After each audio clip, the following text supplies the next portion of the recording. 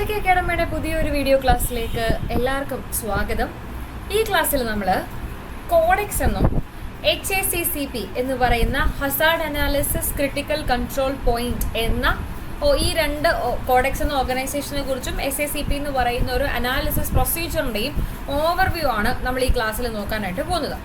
ഈ കോഡെക്സ് എലമെന്ററിസ് എന്നാണ് ഓർഗനൈസേഷൻ്റെ മുഴുവൻ പേര്. I don't think so that is the correct pronunciation, but അപ്പം മുഴുവൻ പേര് അങ്ങനെയാണ്. അപ്പോൾ ഈ ഓർഗനൈസേഷൻ ഇൻ്റർനാഷണൽ ലെവലിൽ സ്റ്റാൻഡേർഡ്സ് കൊണ്ടുവരികയും ഈ സ്റ്റാൻഡേർഡ്സ് ഈ ഓർഗനൈസേഷൻ്റെ ഭാഗമായിട്ടുള്ളവർ പാലിക്കുകയും ചെയ്യണം. അതിൽ നമുക്ക് എപ്പോഴും ഇൻ്റർനാഷണൽ ലെവലിൽ എന്തെങ്കിലും ഒരു ബോഡി കൊണ്ടുവരികയാണെങ്കിൽ ആ ഇൻ്റർനാഷണൽ ലെവലിൽ ആ ബോഡി കൊണ്ടുവരുന്ന സാധനം ഏതൊക്കെ കൺട്രീസ് ആണോ അത് അംഗീകരിക്കുന്ന എല്ലാ കൺട്രീസും അവരവരുടെ രാജ്യങ്ങളിൽ അതിനെ സ്പെസിഫിക്കലി കൊണ്ടുവരണം, അല്ലെങ്കിൽ സ്പെസിഫിക്കലി അത് ഇംപ്ലിമെന്റ് ചെയ്യാൻ തയ്യാറാകണം, അല്ലെങ്കിൽ സ്പെസിഫിക്കലി ഇംപ്ലിമെന്റ് ചെയ്യാനായിട്ട് എന്തെങ്കിലും കാര്യങ്ങൾ ചെയ്യണം. അല്ലാതെ ഒരു ഇന്റർനാഷണൽ ഓർഗനൈസേഷനും ഒരു രാജ്യത്തെയും ഫോഴ്സ് ചെയ്തിട്ട് നിങ്ങളിത് ഫോളോ ചെയ്യണം എന്ന് പറയാനായിട്ട് പറ്റില്ല. അതുകൊണ്ട് തന്നെ നമ്മുടെ കോഡെക്സ് ഓർഗനൈസേഷൻ അല്ലെങ്കിൽ കോഡെക്സ് എലമെന്ററീസ് കൊണ്ടുവരുന്ന എല്ലാ തരത്തിലുള്ള സ്റ്റാൻഡേർഡ്സും മാൻഡേറ്ററി ആണോ എന്ന് വെച്ചാൽ അല്ല, നമ്മൾ നിലവിൽ ഫോളോ ചെയ്യുന്ന സ്റ്റാൻഡേർഡുകൾക്ക് സപ്ലിമെന്ററി ആയിട്ട്, അല്ലെങ്കിൽ ഒന്നുകിൽ ഇത് അല്ലെങ്കിൽ അത് ഏത് വേണമെന്ന് നമ്മുടെ ഗവൺമെന്റിന് പറയാം. അല്ലാതെ ഇത് തന്നെ ഫോളോ ചെയ്യണം, നാഷണലി നമുക്ക് നിയമം ഇല്ലാണ്ടിരിക്കാൻ അങ്ങനെ പോസിബിൾ അല്ല. ഓക്കെ, അപ്പൊ എന്താണ് കോഡെക്സ് നമുക്ക് നോക്കിയാലോ. The codex Alimentarius commission CAC എന്നാണ്. ഇതൊരു ഇന്റർനാഷണൽ ഫുഡ് സ്റ്റാൻഡേർഡ്സ് ബോഡിയാണ്. എസ്റ്റാബ്ലിഷ്ഡ് ജോയിന്റ്ലി ബൈ ആരൊക്കെയാണ് കോഡെക്സിന്റെ ആരൊക്കെ തമ്മിൽ രൂപീകരിച്ചത്, രണ്ട് ഇന്റർനാഷണൽ ഓർഗനൈസേഷൻസ് ഒരുമിച്ച് വന്നിട്ട് അവർ രൂപീകരിച്ചിരിക്കുന്ന ഒരു ഫുഡ് സ്റ്റാൻഡേർഡ്സ് ബോഡിയാണ് നമ്മുടെ CAC എന്ന് പറയുന്നത്, കോഡെക്സ് എന്ന് പറയുന്നത്. ആരൊക്കെയാണ് international bodies? Food and agriculture ഓർഗനൈസേഷനും വേൾഡ് ഹെൽത്ത് ഓർഗനൈസേഷനും. അപ്പോൾ ഫുഡ് ആൻഡ് അഗ്രികൾച്ചർ ഓർഗനൈസേഷനും വേൾഡ് ഹെൽത്ത് ഓർഗനൈസേഷനും ഈ രണ്ട് ഓർഗനൈസേഷനുകൾ ഒരുമിച്ച് ചേർന്നുകൊണ്ട് കൊണ്ടുവന്നിരിക്കുന്ന ഒരു ഇന്റർനാഷണൽ സ്റ്റാൻഡേർഡ്സ് ബോഡിയാണ് നമ്മുടെ കോഡെക്സ് എന്ന് പറയുന്നത്. മെയ് 1963 ഇത്തരത്തിലൊരു ബോഡി അവർ കൊണ്ടുവന്നിരിക്കുന്നത്. മെയിൻ ഒബ്ജക്റ്റീവ് എന്തായിരുന്നു? കൺസ്യൂമറിന്റെ ഹെൽത്ത് പ്രൊട്ടക്ട് ചെയ്യുക, ഫെയർ ട്രേഡ് പ്രാക്ടീസസ്, ഫുഡ് ട്രേഡിൽ ഫെയർ പ്രാക്ടീസസ് കൊണ്ടുവരിക. ഇതായിരുന്നു കോഡെക്സ് എന്ന് പറയുന്ന ഈ ഒരു ബോഡിയെ കൊണ്ടുവരുന്ന സമയത്ത് ഈ പറയുന്ന ഓർഗനൈസേഷനുകളുടെ മൈൻഡിൽ ഉണ്ടായിരുന്നത്. The agreement on application of sanitary and phytosanitary measures of the World Trade Organization recognizes Codex standards, guidelines and recommendations as reference standards for international trade and trade dispute settlement. നമ്മുടെ WTO വേൾഡ് ട്രേഡ് ഓർഗനൈസേഷൻ കൊണ്ടുവന്നിരിക്കുന്ന അവരുടെ ഒരു agreement ആയിട്ടുള്ള agreement on application of sanitary and phyto sanitary measures എന്ന് പറയുന്ന അവരുടെ എഗ്രിമെന്റിൽ അവർ codex കൊണ്ടുവന്നിരിക്കുന്ന സ്റ്റാൻഡേർഡ്സിനെയും guide ലൈൻസിനെയും റെക്കമെൻഡേഷനുകളെയൊക്കെ international ലെവലിൽ എന്തെങ്കിലും ട്രേഡോ, for example രണ്ട് രാജ്യങ്ങൾക്കിടയിൽ അവർ ഏതെങ്കിലും ഒരു ഇമ്പോർട്ട് നടന്നു, ഒരു കൺട്രി മറ്റൊരു കൺട്രിയിലേക്ക് ഫുഡ് ഇമ്പോർട്ട് ചെയ്തു, അപ്പോൾ ഈ ഫുഡിന്റെ സ്റ്റാൻഡേർഡ്സ് തമ്മിൽ പ്രശ്നം ഉണ്ടായിരിക്കുകയാണ്. അങ്ങനെയെങ്കിൽ അപ്പോൾ ഒരു രാജ്യം പറയുകയാണ് ഞങ്ങളിത് ഇമ്പോർട്ട് ചെയ്തിരിക്കുന്നത് ഞങ്ങളുടെ സ്റ്റാൻഡേർഡ്സ് അനുസരിച്ച് നിർമ്മിച്ച ഫുഡ് ആയതുകൊണ്ടാണ്. മറ്റേ കൺട്രി പറയുകയാണ് നിങ്ങളുടെ സ്റ്റാൻഡേർഡ് അനുവദിച്ച ഫുഡ് അല്ല ഞങ്ങളുടെ കൺട്രിയിലേക്ക് നിങ്ങൾ ഇമ്പോർട്ട് ചെയ്യേണ്ടത്, ഞങ്ങളുടെ സ്റ്റാൻഡേർഡ്സ് അനുവദിച്ച ഫുഡ് മാത്രം ഈ കൺട്രിയിൽ വിൽപ്പന നടത്താൻ ഞങ്ങൾ സമ്മതിക്കും. അപ്പോൾ ഒരു ഇന്റർനാഷണൽ ലെവലിൽ പ്രശ്നം വന്നിരിക്കുകയാണ്. ഈ കൺട്രി അവരുടെ കുറച്ച് സ്റ്റാൻഡേർഡ്സ് ഫോളോ ചെയ്യുന്നു, ഈ കൺട്രി അവരുടെ കുറച്ച് സ്റ്റാൻഡേർഡ്സ് ഫോളോ ചെയ്യുന്നു. അങ്ങനെയെങ്കിൽ എന്താണ് കറക്റ്റ് എന്ന് നമുക്ക് ഡിറ്റർമൈൻ ചെയ്യാൻ സാധിക്കുന്നില്ല. അപ്പോൾ നമ്മുടെ WTO പറഞ്ഞു ഇങ്ങനെ ഇന്റർനാഷണൽ ലെവലിൽ ട്രേഡ് ഡിസ്പ്യൂട്ട് ഒക്കെ ഉണ്ടാവുകയാണെങ്കിൽ ഇത്തരത്തിലുള്ള ഡിസ്പ്യൂട്ടുകൾ സെറ്റിൽ ചെയ്യാനായിട്ട് നമുക്ക് കോഡെക്സിന്റെ സ്റ്റാൻഡേർഡ്സും ഗൈഡ് ലൈൻസും റെക്കമെൻഡേഷൻസും ഒക്കെ ഉപയോഗിക്കാം. അപ്പോൾ ഒരു ഇന്റർനാഷണൽ സെറ്റ് ചെയ്തിരിക്കുന്ന ഒരു ബെഞ്ച് മാർക്ക് പോലെയാണ്, ഒരു സ്റ്റാൻഡേർഡ് പോലെയാണ് നമ്മുടെ കോഡെക്സിന്റെ സ്റ്റാൻഡേർഡ്സ് പ്രവർത്തിക്കുന്നത്. Currently codex Alimentarius commission has 189 codex members. തീർച്ചയായിട്ടും ഈ കണക്ക് നിങ്ങൾ എക്സാം എഴുതുന്നതിന് മുന്നേ ഉറപ്പുവരുത്തുക. But more or less it stands stem 189 codex members ആണുള്ളത്. അതിൽ 188 മെമ്പർ കൺട്രീസും ഉണ്ട്, 1 മെമ്പർ ഓർഗനൈസേഷനും ഉണ്ട്. 189 മെമ്പേഴ്സ് ഉള്ളതിൽ 188 മെമ്പേഴ്സും രാജ്യങ്ങളാണ്. അതിൽ ഒരു മെമ്പർ മാത്രം രാജ്യമല്ല, പകരം ഒരു ഓർഗനൈസേഷനാണ്. അതാണ് യൂറോപ്യൻ യൂണിയൻ എന്ന് പറയുന്നത്. ഇന്ത്യ കോഡെക്സ് എലമെന്ററീസിന്റെ ഭാഗമായിട്ട് 1964 അപ്പോൾ 1963 ഇത് കൊണ്ടുവന്നപ്പോൾ ഇന്ത്യ ഭാഗമായിരുന്നില്ല. 1964 ഇന്ത്യ ഇത് സൈൻ ചെയ്തതിന്റെ ഭാഗമായിട്ട് മാറിയിരിക്കുന്നത്. അപ്പോൾ ഈ ഒരു സ്ലൈഡിൽ നിന്ന് ബേസിക്കലി ഓർത്തു വെക്കാനുള്ളത് എന്നാണ് കോഡെക്സ് വന്നിരിക്കുന്നത്? മെയ് 1963 എന്നാണ് ഇന്ത്യ ഭാഗമായി മാറിയത്? 1964 മെമ്പർഷിപ്പ് എത്രയാണ്? 189 മെമ്പേഴ്സാണ്. അതിൽ 188 മെമ്പർ കൺട്രീസും ഒരു മെമ്പർ ഓർഗനൈസേഷനുമാണുള്ളത്. പിന്നെ നമുക്ക് പറയാനുള്ളത് എന്താ പറയുക, നമ്മുടെ കോഡെക്സിന്റെ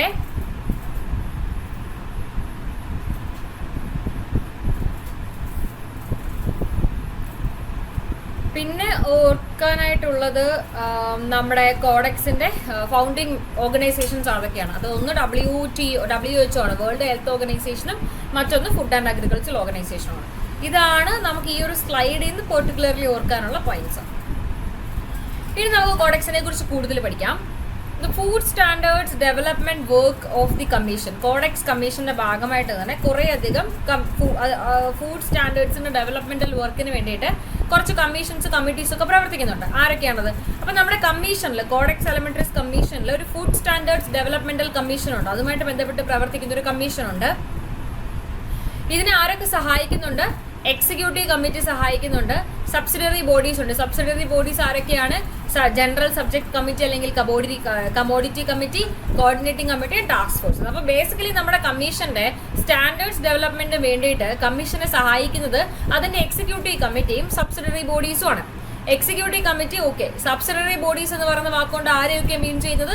സബ്സിഡറി ബോഡീസിൽ 3 എണ്ണങ്ങളുണ്ട്. ഒന്ന് ജനറൽ സബ്ജക്ട് അല്ലെങ്കിൽ commodity committee, 2 coordinating committee, 3 task force. അപ്പൊ ഈ സബ്സിഡറി ബോഡീസ് ഈ 3 സാധനങ്ങളും പ്ലസ് എക്സിക്യൂട്ടീവ് കമ്മിറ്റി, ഇപ്പൊ ഇത് രണ്ടും കൂടി ഒത്തുചേർന്നുകൊണ്ടാണ് കമ്മീഷനെ ഫുഡ് സ്റ്റാൻഡേർഡ്സ് ഡെവലപ്പ് ചെയ്യാനായിട്ട് സഹായിക്കുന്നത്. ഇതിൽ ആദ്യം എക്സിക്യൂട്ടീവ് കമ്മിറ്റി എന്താണെന്ന് നമുക്ക് നോക്കാം. Executive Committee act on behalf of the Commission as its executive organ and assist in the management of its program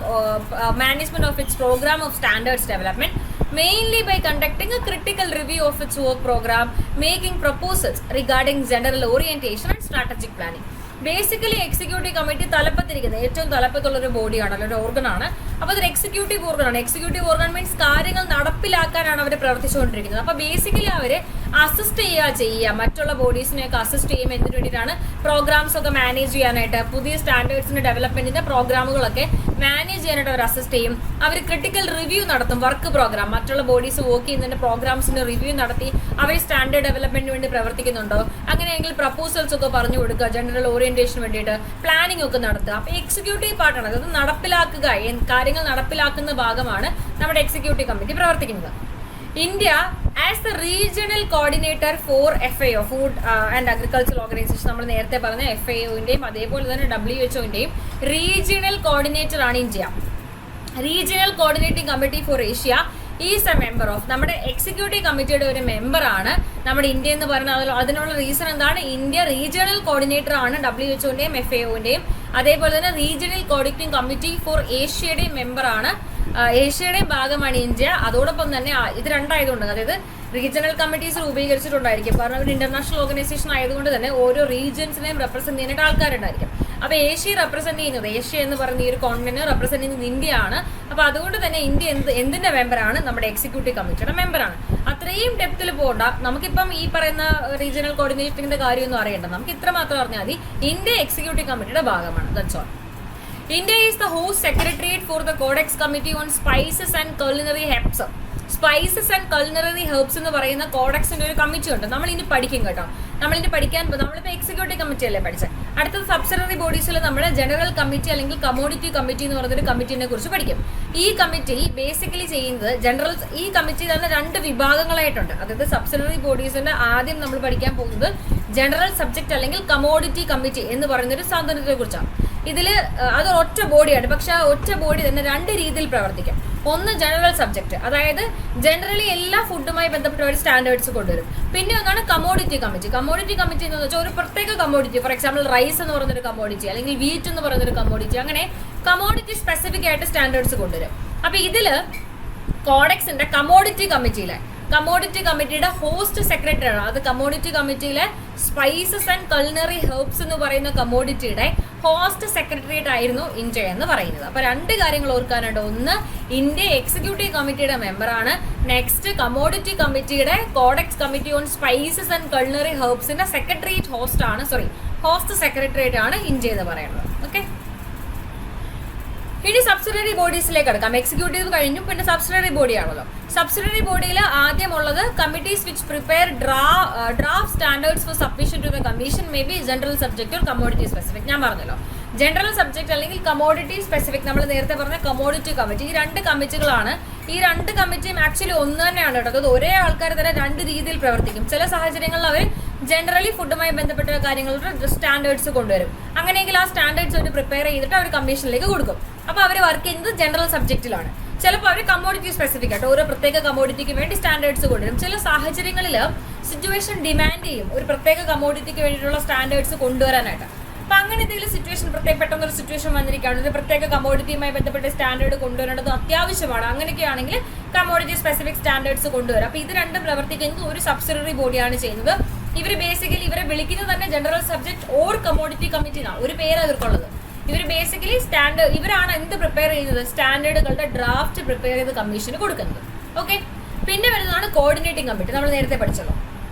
coordinating committee എന്ന് പറയുന്നത് കോർഡിനേറ്റിംഗ് കമ്മിറ്റിയുടെ പേര് പോലെ തന്നെ നമുക്കറിയാം ഒരുപാട് റീജിയൻസ്, അതായത് 189 രാജ്യങ്ങൾ എന്ന് പറയുമ്പോൾ തന്നെ നിങ്ങൾക്ക് മനസ്സിലാകാം ഈ രാജ്യങ്ങളൊക്കെ പല റീജിയനിൽ, കുറച്ച് നോർത്തേൺ റീജിയൻ, സൗത്തേൺ റീജിയൻ, അങ്ങനെ റീജിയൻസിൽ കിടക്കാം. അപ്പൊ ഈ റീജിയണൽ ഡിഫറൻസസ് നല്ല രീതിയിൽ ഉണ്ടായിരിക്കും. പല റീജിയൻസിലും ഫോർ എക്സാമ്പിൾ ഇപ്പൊ ചൈനീസ് ഫുഡിന്റെ കൾച്ചർ, ഫുഡിന്റെ രീതിയല്ല നമ്മൾ ഇന്ത്യയിൽ ഫോളോ ചെയ്യുന്നത് അല്ലെ. ഫുഡ് മേക്ക് ചെയ്യുന്ന രീതി ആയിക്കോട്ടെ, ഫുഡ് പ്രോസസ് ചെയ്യുന്ന രീതി ആയിക്കോട്ടെ, കഴിക്കുന്ന രീതി ആയിക്കോട്ടെ, എൻറ്റയർലി എല്ലാം ഡിഫറെന്റാ. നമ്മൾ എക്സ്പെക്ട് ചെയ്യുന്ന സ്റ്റാൻഡേർഡ്സ് നമുക്ക് ചൈനയിൽ എക്സ്പെക്ട് ചെയ്യാൻ പറ്റില്ല.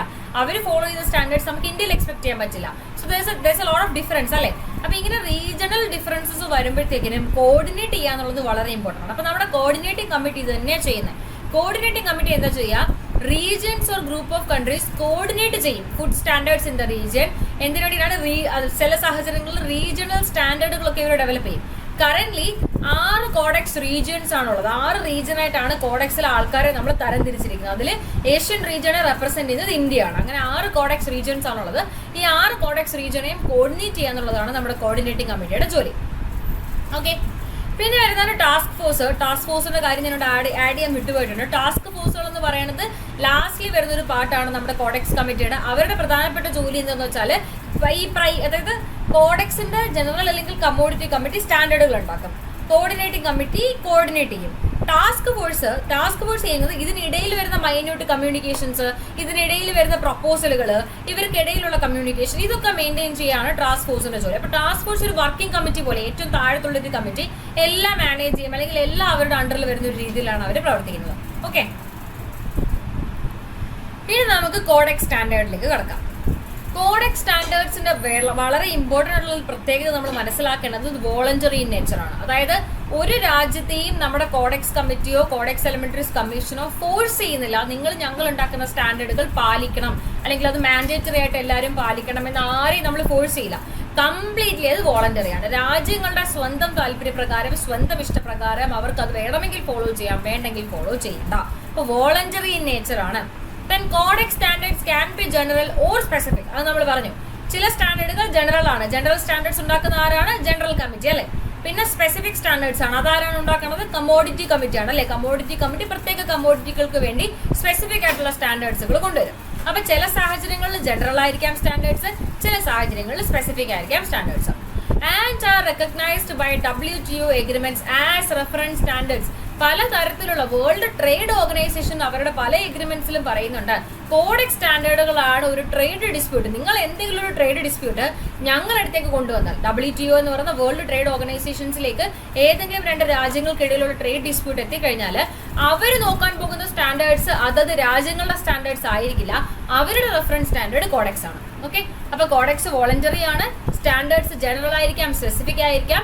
പക്ഷെ നിർബന്ധമായിട്ട് ഒരു കാര്യമുണ്ട്, WTO കോഡെക്സ് സ്റ്റാൻഡേർഡുകളെ റെഫറൻസ് സ്റ്റാൻഡേർഡ്സ് ആയിട്ടാണ് കണക്കാക്കുന്നത്. ഓക്കെ, ആദ്യം ജനറൽ സ്റ്റാൻഡേർഡ്സ് എന്താ നമുക്ക് നോക്കിയാലോ. അപ്പം നമ്മൾ പഠിച്ചിട്ടുണ്ടായിരുന്നു മുന്നേയും 3 തരത്തിലുള്ള സ്റ്റാൻഡേർഡുകൾ ഉണ്ടാക്കുന്നുണ്ട്. ചിലത് ജനറൽ ആണ്, ചിലത് സ്പെസിഫിക് ആണ്, അതായത് കമ്മോഡിറ്റി സ്റ്റാൻഡേർഡ്സ് ആണ്. മറ്റൊന്ന് റീജിയണൽ സ്റ്റാൻഡേർഡ്സ് ആണ്. നമ്മൾ പഠിച്ചു കോർഡിനേറ്റിംഗ് കമ്മിറ്റീസ് റീജിയൻസിന് വേണ്ടി വേണമെങ്കിൽ റീജിയണൽ സ്റ്റാൻഡേർഡ്സ് ഉണ്ടാക്കാറുണ്ട്. അങ്ങനെ ബേസിക്കലി 3 തരത്തിലുള്ള സ്റ്റാൻഡേർഡ്സ് ആണ് നമുക്ക് കോഡെക്സിന്റെ ഭാഗമായിട്ട് കാണാൻ പറ്റുന്നത്.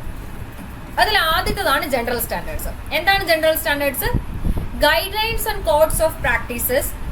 These core codex tests typically deal with hygiene practice, labeling. അത് ജനറൽ എന്ന് പറയുമ്പോഴേ നമുക്ക് ആലോചിക്കാം എല്ലാ ഫുഡിനും ഒരേപോലെ ബാധിക്കുന്ന കാര്യങ്ങളാണ്.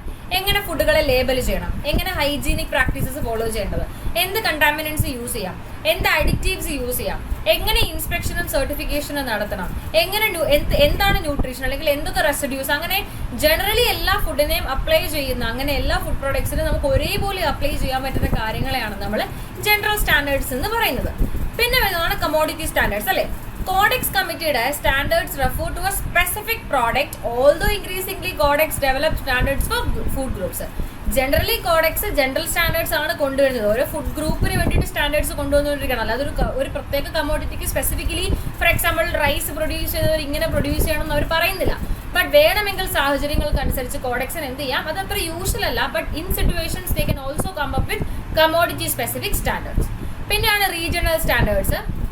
നമ്മൾ പറഞ്ഞു റെസ്പെക്റ്റീവ് റീജിയൻസിന് അപ്ലൈ, സൗത്തേൺ റീജിയൻസിൽ. കാരണം റീജിയണൽ ഡിഫറൻസസ് എന്തായാലും നമ്മൾ നോക്കിയേ മതിയാവും. ജനറൽ സ്റ്റാൻഡേർഡ്സും കമോഡിറ്റി സ്റ്റാൻഡേർഡ്സ് ഉണ്ടെങ്കിൽ പോലും ആ കമോഡിറ്റിക്ക് തന്നെ ചിലപ്പോൾ റീജിയണലി ഡിഫറെൻറ്റ് സ്റ്റാൻഡേർഡ്സ് വേണമായിരിക്കും. അങ്ങനെയെങ്കിൽ റീജിയണൽ സ്റ്റാൻഡേർഡ്സ് എന്ത് ചെയ്യാം, കൊണ്ടുവരാം. അങ്ങനെ 3 തരത്തിലുള്ള സ്റ്റാൻഡേർഡ്സ് ആണ് കോഡെക്സിന്റെ ഭാഗമായിട്ട് നമുക്ക് കാണാൻ പറ്റുക. പിന്നെ കോഡെക്സും ഇന്ത്യയും നമ്മളൊരു ബന്ധം ഞാൻ കാണിച്ചിട്ടുണ്ട്. അതായത് കോഡെക്സ് നമുക്കറിയാം, ഇന്ത്യയെ സംബന്ധിച്ച് നോക്കുമ്പോൾ ഇന്ത്യയിൽ നിന്നല്ല ഒരു രാജ്യങ്ങളിലും കോഡെക്സ് മാൻഡേറ്ററി അല്ല, ലീഗലി ബൈൻഡിങ് അല്ല ഒരിക്കലും. ലീഗലി ബൈൻഡിങ് എന്താണെന്ന് വെച്ചാൽ ഒരു ഓർഗനൈസേഷൻ കൊണ്ടുവരുന്ന എന്തെങ്കിലും സാധനം ലീഗലി ബൈൻഡിങ് ആണ് ഇന്ത്യയിൽ എന്ന് പറയണമെങ്കിൽ ആ ഓർഗനൈസേഷൻ കൊണ്ടുവരുന്ന ആ സാധനം ഇന്ത്യ പാലിച്ചേ മതിയാകുള്ളൂ. അത് മാൻഡേറ്ററി ആണ്. അത് പാലിച്ചില്ലെങ്കിൽ ഇന്ത്യക്ക് ലീഗൽ കോൺസിക്വൻസുകൾ ഉണ്ടാകാം. അങ്ങനെ ഒരു സാധനത്തിനെയാണ് നമ്മൾ ലീഗലി ബൈൻഡിങ് ഇൻ ഇന്ത്യ എന്ന് വിളിക്കുക. ഇപ്പൊ നമ്മൾ നേരത്തെ പഠിച്ചു കോഡെക്സ് വോളണ്ടറി ആണ്, ആരെയും അത് അടിച്ചേൽപ്പിക്കുന്നില്ല, വേണമെങ്കിൽ ഫോളോ ചെയ്താൽ മതി. അതായത് കോഡെക്സ് സ്റ്റാൻഡേർഡ്സ് എന്തല്ല, ഇന്ത്യയിൽ ലീഗലി ബൈൻഡിങ് അല്ല. They significantly influence national food regulations. എന്നിരുന്നാലും ശരി, നമ്മൾ കൊണ്ടുവന്നിരിക്കുന്ന ഫുഡ് സേഫ്റ്റി ആക്ട് ആയിക്കോട്ടെ, ആക്ടുമായി ബന്ധപ്പെട്ട റൂൾസിലും റെഗുലേഷൻസിലും നമ്മൾ കൊണ്ടുവന്നിരിക്കുന്ന സ്റ്റാൻഡേർഡുകളൊക്കെ തന്നെയും സിഗ്നിഫിക്കൻ്റ്ലി അത് ഉണ്ടാക്കാനായിട്ട് നമ്മളെ സഹായിച്ചിരിക്കണം, അല്ലെങ്കിൽ നമ്മൾ റെഫറൻസ് ആയിട്ട് എടുത്തിരിക്കുന്നത് കോഡെക്സ് സ്റ്റാൻഡേർഡുകളെയാണ്. ഇന്ത്യ നമുക്കറിയാം 1964 കോഡെക്സ് എലിമെന്ററീസ് കമ്മീഷന്റെ ഭാഗമായിട്ട് മാറിയിരുന്നത്. ഹിസ്റ്ററി നോക്കുകയാണെന്നുണ്ടെങ്കിൽ 1960 to 61 നമ്മുടെ ഫുഡ് ആൻഡ് അഗ്രികൾച്ചർ ഓർഗനൈസേഷൻ മനസ്സിലാക്കി ഒരു ഇന്റർനാഷണൽ ഫുഡ് സ്റ്റാൻഡേർഡ്സ് കൊണ്ടുവരേണ്ടത് അത്യാവശ്യമാണ്. ഇതിനു വേണ്ടിയിട്ട് നമ്മുടെ food and agriculture organisation regional കോൺഫറൻസുകളൊക്കെ നടത്തി റെസൊല്യൂഷൻസ് ഒക്കെ കൊണ്ടുവരാൻ തുടങ്ങി കോഡെക്സ് എലിമെന്ററീസ് കമ്മീഷൻ പാസ്സാക്കാനായിട്ട്. അങ്ങനെ അത് ആ FAOന്റെ സഹായത്തോടു കൂടി, FAO ആണ് ഇതിന് ഇനിഷ്യേറ്റീവ് എടുത്തത്.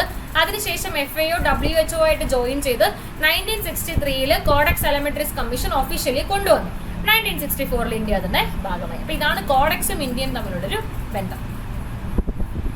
ഇനി നമുക്കറിയാം ഇന്ത്യയിലെ ആപ്ലിക്കബിലിറ്റി നമ്മൾ നോക്കുകയാണെങ്കിൽ ആദ്യം തന്നെ നമുക്കറിയാം ലീഗലി ബൈൻഡിങ് അല്ല, കോഡെക്സ് വോളണ്ടറി ആണ്. ഒരിക്കലും ഇന്ത്യയിൽ അതിന് ഡയറക്റ്റ് ലീഗൽ ഫോഴ്സ് ഇല്ല. അതായത് ഇപ്പൊ ഏതെങ്കിലും ഒരു FBO എന്ന് പറയാണ് ഞാൻ ഇന്ത്യയിലുള്ള സ്റ്റാൻഡേർഡ്സ് പാലിച്ചില്ല, പകരം ഞാൻ കോഡെക്സ് പാലിച്ചു. അപ്പൊ ഇന്ത്യൻ കോർട്ട് ചോദിക്കും ആര് നിന്നോട് പറഞ്ഞു കോഡെക്സ് പാലിക്കാനായിട്ട്? കാരണം കോഡെക്സ് ഇന്ത്യയിൽ ബൈൻഡിങ് അല്ല, നീ പാലിക്കേണ്ടത് ഇന്ത്യയിൽ നമ്മൾ ഉപയോഗിക്കുന്ന, ഇന്ത്യയിൽ ബൈൻഡിങ് ആയിട്ടുള്ള, ഇന്ത്യയിൽ നിർബന്ധമായിട്ടുള്ള ഫുഡ് സേഫ്റ്റി ആക്ട് ആണ്. അത് പാലിക്കാതിരിക്കുന്നത് ഒരിക്കലും കോഡെക്സ് പാലിച്ചു എന്ന് പറയുന്നത് ഒരു എക്സ്ക്യൂസ് അല്ല. കോഡെക്സ് പാലിച്ചു എന്ന് പറഞ്ഞ് ഞാൻ തന്നെ വെറുതെ വിടാനും പോകുന്നില്ല. കാരണം കോഡെക്സും ഇന്ത്യയിലുള്ള നമ്മുടെ ആക്ട് തമ്മിൽ വ്യത്യാസങ്ങൾ ഉണ്ടായിരിക്കാം, ചിലപ്പോൾ 2 സെയിം ആയിരിക്കാം.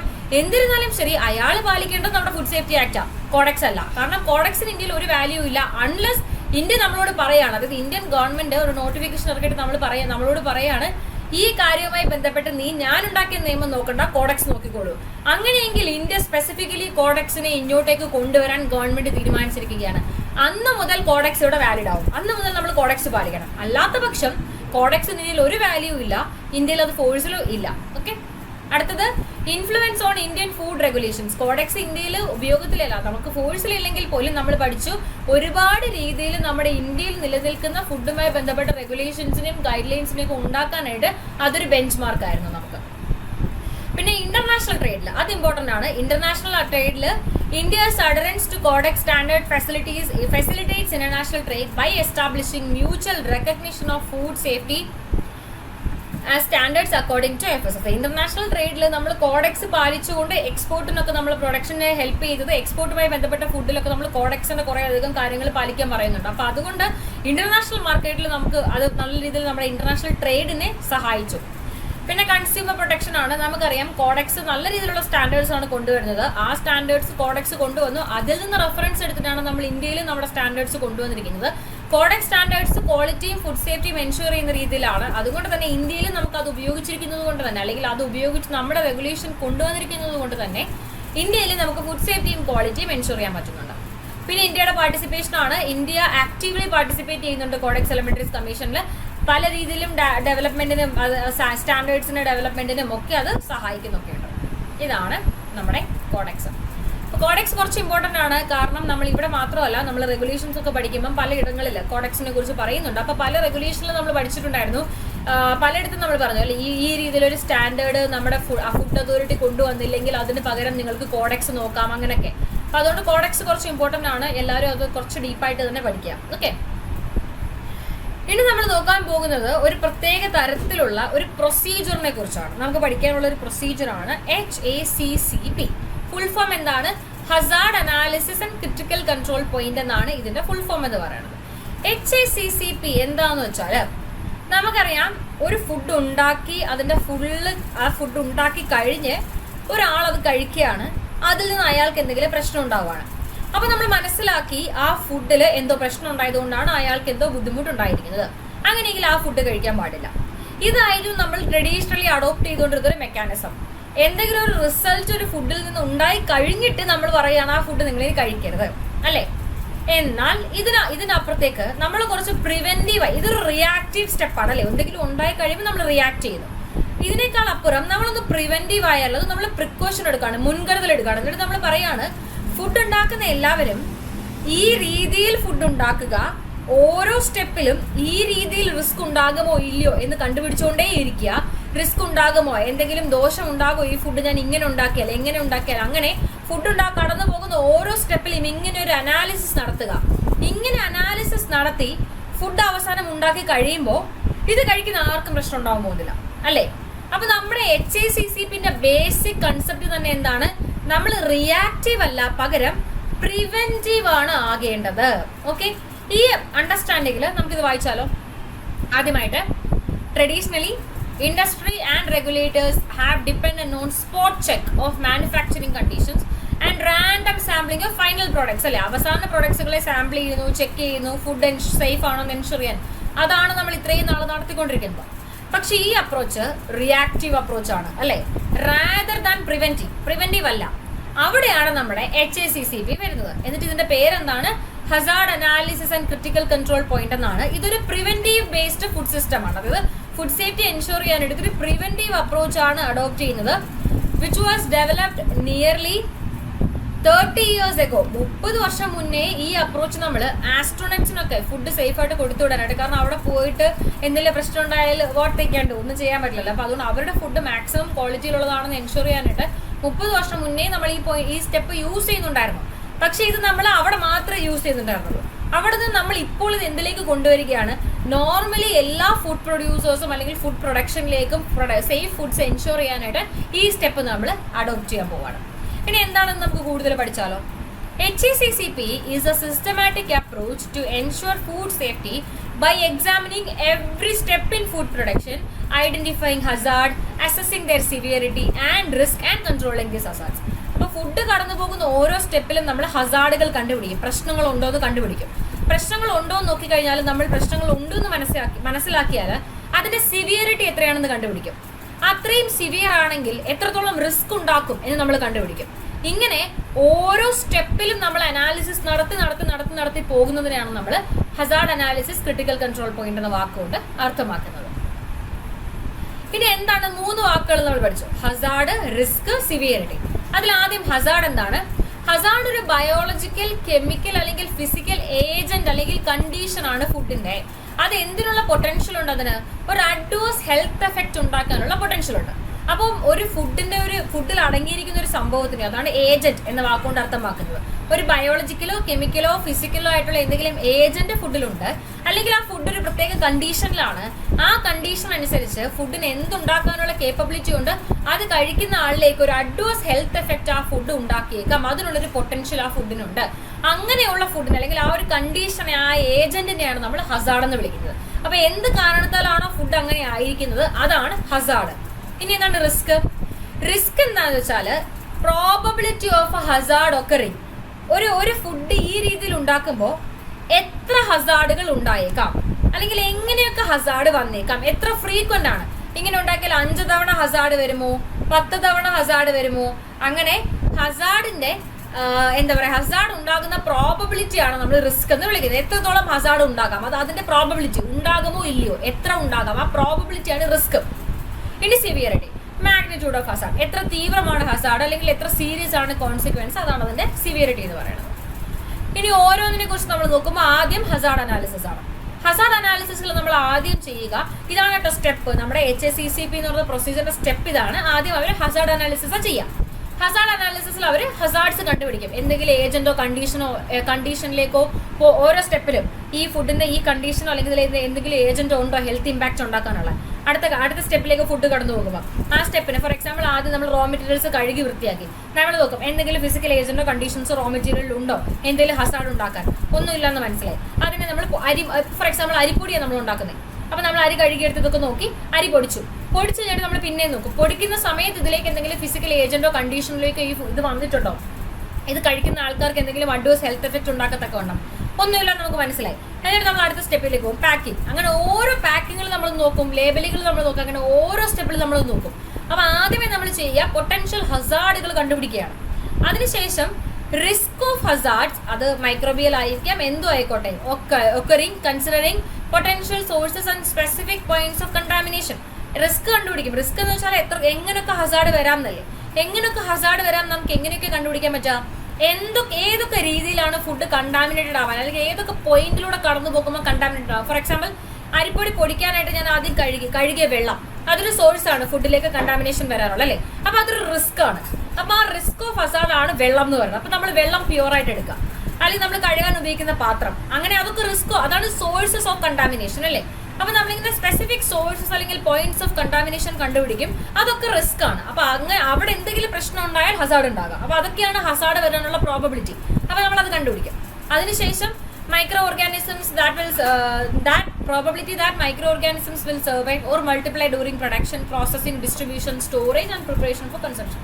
നമ്മൾ ഏതെങ്കിലും രീതിയിൽ നമ്മൾ ഫുഡ് ഇങ്ങനെ റിസ്കിൽ വരുന്നത് ആദ്യത്തത് സോഴ്സസ് ഓഫ് കണ്ടാമിനേഷൻ എന്തൊക്കെയാണെന്ന് കണ്ടുപിടിക്കുക. അപ്പോൾ സോഴ്സസ് ഓഫ് കണ്ടാമിനേഷൻ ഒഴിവാക്കിയാൽ റിസ്ക് ഒഴിവാക്കാം, അങ്ങനെ കണ്ടുപിടിക്കാം.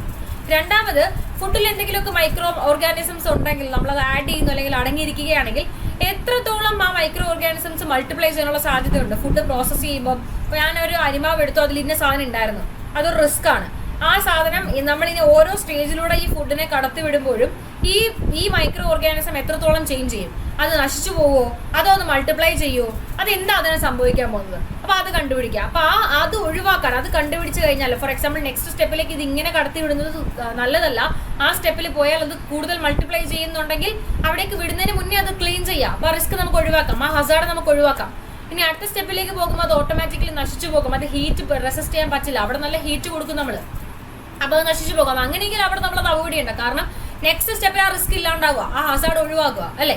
അപ്പൊ അങ്ങനെ എല്ലാ സ്റ്റെപ്സും അനലൈസ് ചെയ്തിട്ട് വേണം നമ്മൾ ചെയ്യാനുണ്ട്. അപ്പൊ ആദ്യം നമ്മൾ പൊട്ടൻഷ്യൽ ഹസാർഡുകൾ കണ്ടുപിടിക്കും, പിന്നെ ഇതിന്റെ റിസ്ക് എന്താണെന്ന് നമ്മൾ നോക്കും, പിന്നെ റിസ്ക്കും ഹസാർഡിന്റെ സിവിയറിറ്റിയും നമ്മൾ ഐഡന്റിഫൈ ചെയ്യും. ഓക്കെ, അസസ് ചെയ്തിട്ട് അതിനുള്ള പ്രാക്ടിക്കൽ സൊല്യൂഷൻസിലേക്ക് എത്തും. അപ്പൊ ഇതാണ് ഹസാർഡ് അനാലിസിസ്. ഇനി എന്താണ് ക്രിട്ടിക്കൽ കൺട്രോൾ പോയിന്റ്? പേരിൽ HACCP എന്നാണ് അല്ലെ, Hazard analysis and critical control point. Hazard analysis എങ്ങനെയാ ചെയ്യണേന്ന് നമ്മൾ പഠിച്ചു. എന്താണ് ഇനി critical control point? Critical control point is a step in a food operation where control is crucial to the safety of the food.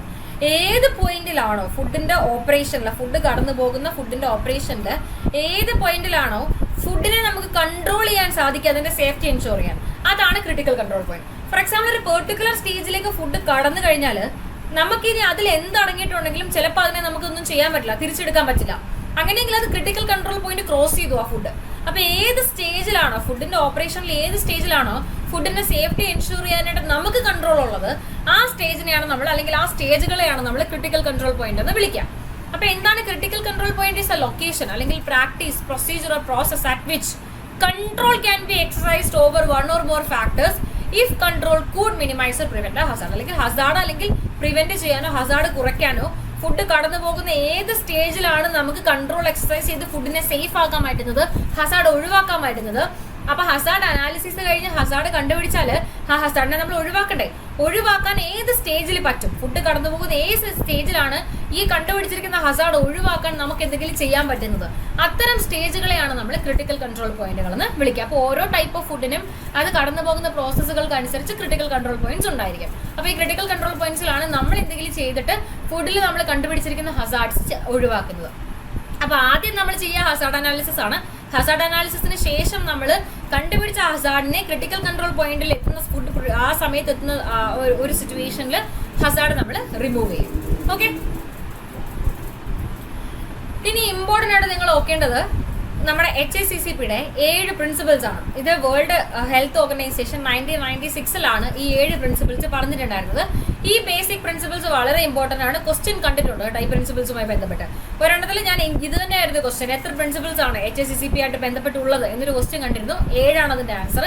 ആരത് കൊണ്ടുവന്നു? WHO കൊണ്ടുവന്നു. 1996 കൊണ്ടുവന്നിരിക്കുന്നത്. എന്തൊക്കെയാണ് ആ പ്രിൻസിപ്പിൾസ്? പ്രിൻസിപ്പിൾ 1 പറയുന്നത് ഹസാർഡ് അനാലിസിസ് ചെയ്യുക എന്നുള്ളതാണ്. പ്രിൻസിപ്പിൾ 1 പറയുന്നത് ഒരു ഫ്ലോ ഡയഗ്രാം പ്രിപ്പയർ ചെയ്യണം, എന്തൊക്കെ പ്രോസസ് ആണ് ഫുഡ് കടന്നു പോകുന്നതൊക്കെ. അവിടെ നിങ്ങൾ എന്ത് ചെയ്യാം, ഹസാർഡുകൾ എന്തൊക്കെയാണെന്ന് കണ്ടുപിടിക്കുക, എങ്ങനെ അത് കൺട്രോൾ ചെയ്യാം എന്നൊക്കെ ടൈപ്പ് ചെയ്ത് നോക്കുക. അപ്പൊ അതാണ് first principle, conduct Hazard analysis. 2, identify critical control points. അപ്പൊ നമുക്ക് നേരത്തെ നമ്മൾ കണ്ടുപിടിച്ച ഹസാർഡിനെ എങ്ങനെ കൺട്രോൾ ചെയ്യാം എന്ന് നമ്മൾ കണ്ടുപിടിക്കുമ്പോൾ അവിടെ നമ്മൾ നമുക്ക് മനസ്സിലാകും ഏതൊക്കെയാണ് ക്രിട്ടിക്കൽ കൺട്രോൾ പോയിന്റ്. അതായത് ഈ ഹസാർഡിനെ ഇങ്ങനെ കൺട്രോൾ ചെയ്യാം. അപ്പൊ അങ്ങനെ കൺട്രോൾ ചെയ്യണമെങ്കിൽ ഫുഡ് ഏത് സ്റ്റേജിലായിരിക്കും? അതാണല്ലോ ക്രിട്ടിക്കൽ കൺട്രോൾ പോയിന്റ്. ഈ സ്റ്റേജിലാണെങ്കിൽ ഈ കൺട്രോൾ ചെയ്യാൻ പറ്റും. അതായത് ഈ സ്റ്റേജ് ആണ് ക്രിട്ടിക്കൽ കൺട്രോൾ പോയിന്റ്. അപ്പൊ അങ്ങനെ ഹസാർഡ് ഫസ്റ്റ് സ്റ്റെപ്പിൽ നമ്മൾ ഹസാർഡ് അനാലിസിസ് നടത്തുമ്പോൾ ഹസാർഡിനോടൊപ്പം എന്ത് കൺട്രോൾ മെഷേഴ്സ് ആണ് ചെയ്യേണ്ടതെന്ന് നമ്മൾ എഴുതുമല്ലോ.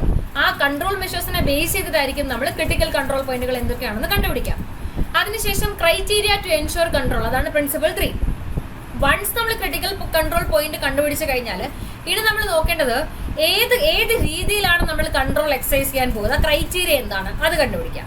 അടുത്തത് പ്രിൻസിപ്പിൾ 4 ആണ്, മോണിറ്റർ ഈച്ച് CCP. എന്നിട്ട് നമ്മൾ ഈ എങ്ങനെ ക്രിട്ടിക്കൽ കൺട്രോൾ പോയിന്റ് കണ്ടുപിടിച്ചു, ഏത് ക്രൈറ്റീരിയയിലൂടെ ആ കൺട്രോൾ നമ്മൾ എക്സസൈസ് ചെയ്യാൻ പോകുന്നതെന്ന് കണ്ടുപിടിച്ചു. ഫോർ എക്സാമ്പിൾ ഹീറ്റിംഗ് ആണോ കൂളിംഗ് ആണോ ഏത് ക്രൈറ്റീരിയ ആണെന്ന് കണ്ടുപിടിച്ചു. ഇനി ഇത് രണ്ടും കണ്ടുപിടിച്ചു കഴിഞ്ഞാൽ നമ്മൾ എന്ത് ചെയ്യുക, ഓരോ ക്രിട്ടിക്കൽ കൺട്രോൾ പോയിന്റിൽ നമ്മൾ കണ്ടുപിടിച്ചിരിക്കുന്ന സ്കെഡ്യൂൾ ചെയ്തിരിക്കുന്ന ടെസ്റ്റിംഗ്സും ഒബ്സർവേഷൻസും ഒക്കെ നടത്തിക്കൊണ്ടേയിരിക്കുക. Principle 5, establish the corrective action. Establish corrective action to be taken when monitoring indicates that when a particular CCP is moving out of control. ചില സാഹചര്യങ്ങളിൽ നമ്മൾ ഒരു ക്രിട്ടിക്കൽ കൺട്രോൾ പോയിന്റിൽ ഈ രീതിയിൽ മൂവ് ചെയ്ത് ഹസാർഡ് ഒഴിവാക്കാനാണ് പ്ലാൻ ചെയ്തിരുന്നത്. ചിലപ്പോൾ ആ രീതിയിൽ നമ്മൾ മൂവ് ചെയ്യാൻ സാധിച്ചില്ല, അല്ലെങ്കിൽ ആ രീതിയിൽ മൂവ് ചെയ്തിട്ടും ഹസാർഡ് ഒഴിവായില്ല. അങ്ങനെ ചില സാഹചര്യങ്ങളിൽ ഒരു ക്രിട്ടിക്കൽ കൺട്രോൾ പോയിന്റിൽ നമ്മൾ എത്രത്തോളം കൺട്രോൾ ആണോ എക്സസൈസ് ചെയ്യാൻ ആഗ്രഹിച്ചിരുന്നത്, എങ്ങനെയാണോ കറക്റ്റ് ചെയ്യാൻ തീരുമാനിച്ചിരിക്കുന്നത്, അത് കറക്റ്റ് ആയിട്ട് വർക്ക് ആവണം എന്നില്ല. ചിലപ്പോൾ നമ്മുടെ കയ്യിൽ നിന്ന് കൺട്രോളിൽ നിന്ന് വിട്ടുപോകും. അങ്ങനെയെങ്കിൽ അവിടെ നമുക്കൊരു ബാക്കപ്പ് പ്ലാൻ വേണം. അപ്പൊ നമ്മൾ എപ്പോഴും ഒരു കറക്റ്റീവ് ആക്ഷൻ നമ്മുടെ കയ്യിൽ ഉണ്ടായിരിക്കണം, ഏതെങ്കിലും ഒരു ക്രിട്ടിക്കൽ കൺട്രോൾ പോയിന്റ് നമ്മൾ വിചാരിച്ച രീതിയിൽ കാര്യങ്ങൾ നടന്നില്ലെങ്കിൽ. അടുത്താണ് establish verification procedures. Establish verification procedures including appropriate supplementary test together with a review which confirms that HACCP is working effectively. അതിനുശേഷം നമ്മൾ ഓരോ സ്റ്റേജ് കഴിയുമ്പോഴും ഓരോ CCP കഴിയുമ്പോഴും നമ്മൾ വെരിഫൈ ചെയ്യണം, നമ്മൾ ചെയ്ത പ്രോസസ്സ് വർക്ക് ചെയ്തോ, ഇതിന് മുന്നേ ഉണ്ടായിരുന്നത് ഈ സ്റ്റേജിലാണ്, ഈ സ്റ്റേജിൽ നിന്നും ഇത്രയും ബാക്ടീരിയ ഉണ്ടായിരുന്നു, CCPയിൽ നമ്മൾ ഈ പ്രോസസ്സുകളൊക്കെ ഉപയോഗിച്ചു, അത് കഴിഞ്ഞ് കിട്ടിയിരിക്കുന്നതിൽ എത്ര ബാക്ടീരിയ ഉണ്ട്, കുറവാണോ കൂടുതലാണോ, നമ്മൾ വെരിഫൈ ചെയ്യണം. ഓരോ CCP കഴിയുമ്പോഴും നമ്മുടെ HACCP നമ്മൾ ഉപയോഗിച്ച മെക്കാനിസം വർക്ക് ചെയ്തോ എന്ന് നമ്മൾ എന്ത് ചെയ്യണം, വെരിഫൈ ചെയ്യണം. Next establish documentation. Last principle ആണ് ഡോക്യുമെന്റേഷൻ. നമ്മൾ എന്തൊക്കെ കാര്യങ്ങൾ ചെയ്ത് എന്തൊക്കെ പ്രൊസീജിയേഴ്സും റെക്കോർഡ്സും ഉണ്ടെന്നുള്ളത് നമ്മൾ എന്ത് ചെയ്യുക, ഡോക്യുമെന്റേഷൻ ചെയ്യാം. അപ്പൊ ഇതാണ് 7 പ്രിൻസിപ്പിൾസ്. അതിൽ ആ എക്സ്പ്ലനേഷൻ പഠിക്കണ്ട, പക്ഷേ ഈ പ്രിൻസിപ്പിൾസ് എന്തൊക്കെയാണെന്ന് അറിഞ്ഞിരിക്കണം. Principle 1 conduct Hazard analysis. Principle 2, identify CCPs. Principle 3, specify criteria. Principle 4, monitor CCP. Principle 5, establish corrective action. Principle 6, establish verification procedure. And Principle 7, establish documentation. Okay? അപ്പോൾ ഇത്രയാണ് നമ്മുടെ ഇന്നത്തെ ക്ലാസ്. ഈ ക്ലാസ്സിൽ നമ്മൾ വളരെ ഇമ്പോർട്ടൻ്റ് ആയിട്ടുള്ള 2 ടോപ്പിക്കാണ് പഠിച്ചത്. ഒന്ന് കോഡെക്സും പിന്നെ ഒന്ന് HACCP ആണ്. അടുത്ത ക്ലാസ്സിൽ ഇതേപോലെയുള്ള 2 പെർട്ടിക്കുലർ ഓർഗനൈസേഷൻസോ അനാലിസിസോ എന്തിനെങ്കിലും ഓവർവ്യൂ ആയിട്ട് നമുക്ക് കാണാം. അതുവരെ താങ്ക് യു.